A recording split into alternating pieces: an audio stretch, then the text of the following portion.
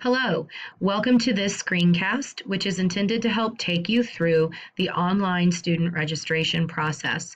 This is the third year that we have used this online platform to complete student registration, and we found it goes very quickly and efficiently.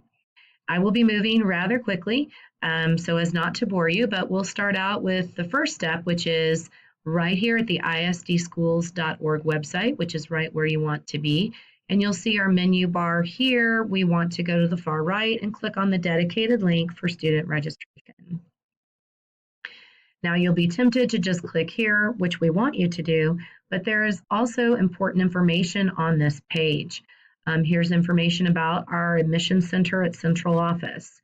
Here's some important information about elementary, middle, and high school residency verification and schedule pickup information. Please note that if you have received a letter from your own school or schools, for if you have multiple children, you want to read those and follow that information there, cross-referencing it with here. Call that school if you have any questions. Over here are some frequently used forms. This tells you the instructions for existing student registration and does point out an important difference made this year in that if you happen to be enrolling with a residency affidavit, you do need to complete that process through centralized admissions at central office before completing online registration. And here's the number and contact names for that office. This information is for students who are new to the district, first time, first through 12th grade or kindergarten. So please make yourself aware of that if that's applicable to you. For our purposes, we're here to complete the online registration piece, so we will click on that and get started. Now, I will say some families give this responsibility of registering online to their student, especially older students. And while it's not a bad idea to have them invested in the process, it really is best for the parent to at least be with the student while completing this process. The addresses and personal information, contact information, health information that is asked and provided is what will be used all year. So if any of it isn't accurate, that could cause a problem. So just make sure that you're with your student and making sure everything is provided accurately. And if there's a change to any of it throughout the year, that information is updated regularly with your student's school. Now, everyone should have received a letter containing the student's PIN and student ID. If you don't have that letter with you, that's okay. You can still complete the process. You can get your student's ID number from your student.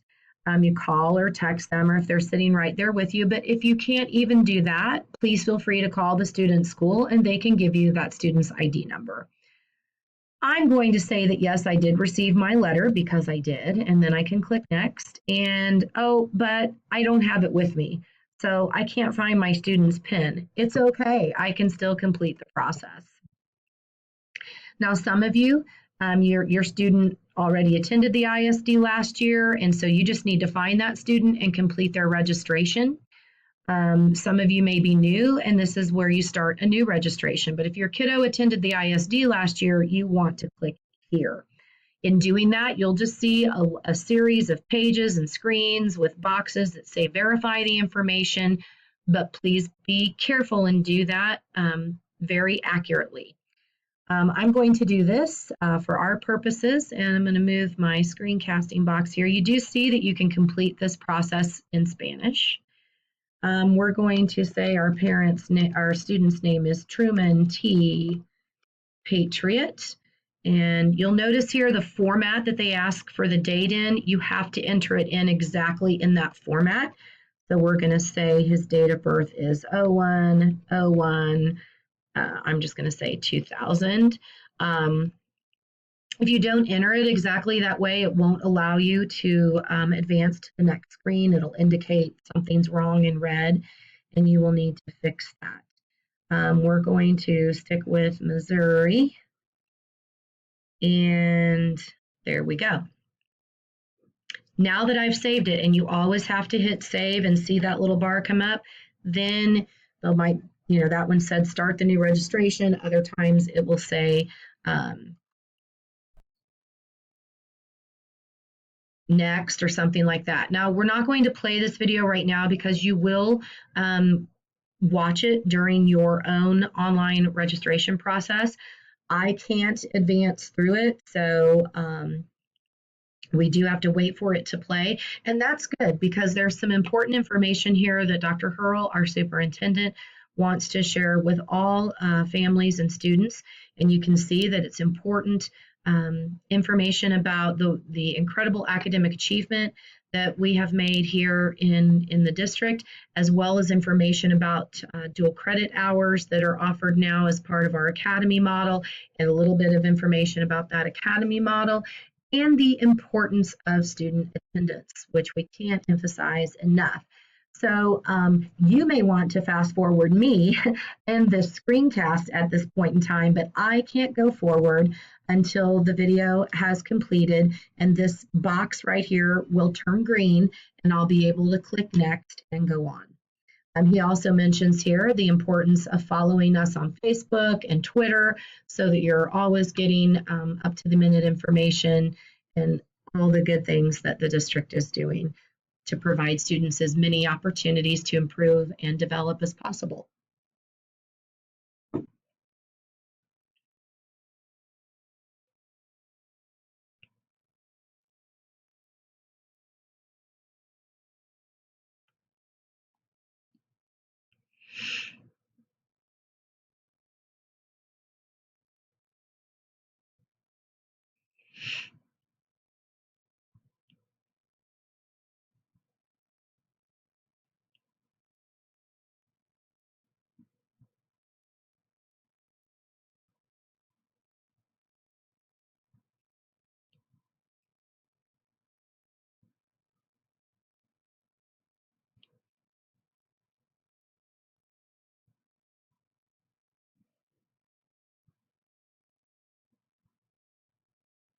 And you can see that turned green, so we can click next and we can continue. We are not entering our student in that program. Our student is not a kindergartner. He has attended a school before. We'll say he completed 9th grade, and they're going to want to know where that school was. So we will add a school. We will say it is Blue Springs High School. I'm just abbreviating for time. Blue Springs, Missouri, our very close neighbor here. Again, they're going to want that in that very specific format. Oops, not 120. And we'll say the end date was May 17, and he completed grade 9. And these don't apply to us, but they may to you. So for my example, we'll just continue. Now you'll notice here again, we have to save before we can click next and advance to the next section. Now at this point in time, again, you have the Espanol there, the Spanish, but now it starts monitoring your progress through each section of the registration. I will draw your attention here to mailing address. If this isn't accurate, you won't get mailings. And if your student makes an error or you make an error in entering this information, that could cause a communication problem. So take your time on this step. Guardians and contacts, choose very carefully who you will list first, second, and third, because who you list first will be who your school calls first, and most often probably.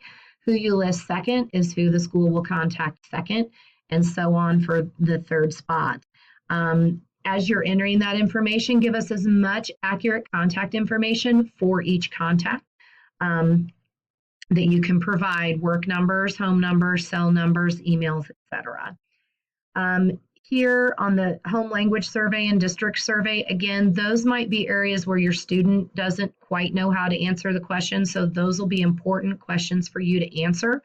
Along with authorizations, this is where you allow your student to say be in the yearbook or be on the school website. And if you don't click that correctly, your student's picture won't be in their school yearbook, and that can sometimes cause some problems at the end of the year because no one realizes it until then.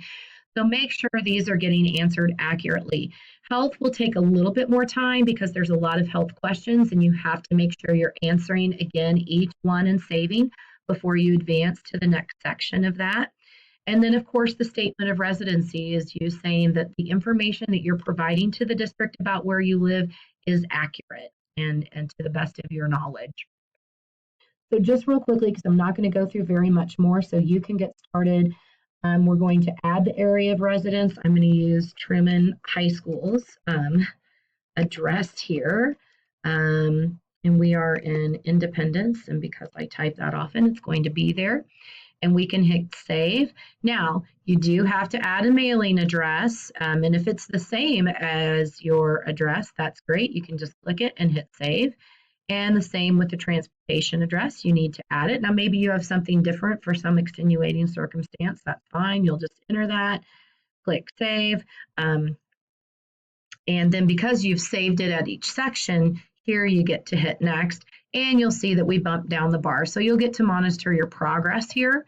Our student is not in foster care, but yours may be, and that would probably click, open up some other questions. We'll hit save and then next. And then you see we come down here to guardians. And so that's where I'm going to stop, because at this point, I think you can get the flow.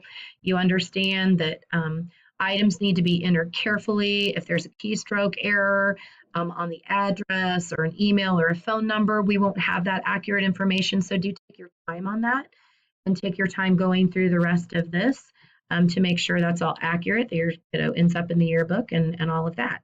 If you have any questions, please contact your home school or admissions, and have a great school year.